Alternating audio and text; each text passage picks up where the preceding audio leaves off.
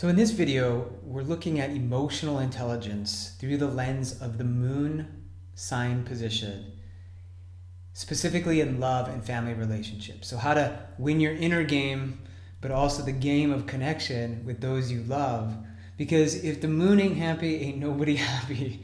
And this is true, and this is why it's so important to know about your moon position in your love and family relationships. So let's start to break this down a little bit.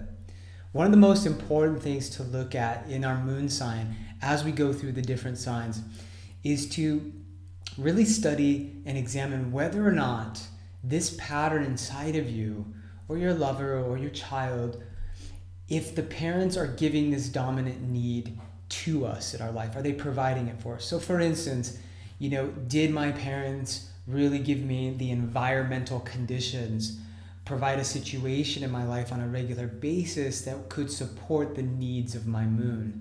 If not, there may be more of those shadow expressions we're going to talk about that could come through in a love relationship.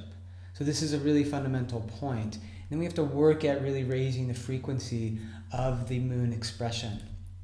Now, we also know that in a love relationship, and of course in a family, mother, father, and kids, or mother and the kids, whether there's one parent or two parents, we know that there's going to be, for the children and for the lovers, the moon as a representation of our domestic life.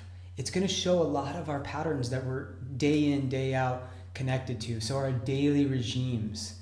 And again, this is where we talk about needs on a daily basis.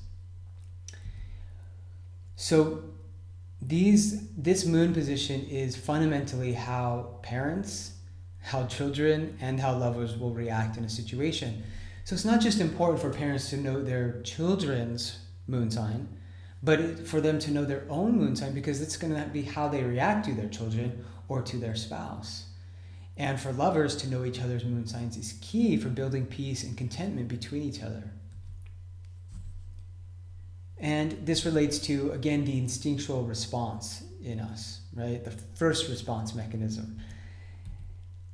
And this is actually a very important point. The moon is how we feel safe. And another expression of this is it's our inner child. So when we're pissed off, when we're annoyed, when we're irritated, it's usually our moon that's irritated and annoyed. And we need to nurture that part. And that's why we're studying this material, because it's so fundamental to who we are as individuals, our moon position. It is that inner child that's reaching out for some kind of recognition and nurturing, right? In whatever way we're going to describe through the different positions of the moon sign. And two last points is that in a love relationship, there is something about the moon sign that there is a love style component to this. So, the moon will feel so nurtured in connecting with a lover through some of the expressions of the sign that it's in. So it feels like it's at home, it feels safe there, it can open its heart there, right? It's not that it's the draw of the erotic nature so much. It can express some sensual or even sexual styles, is this the last word here.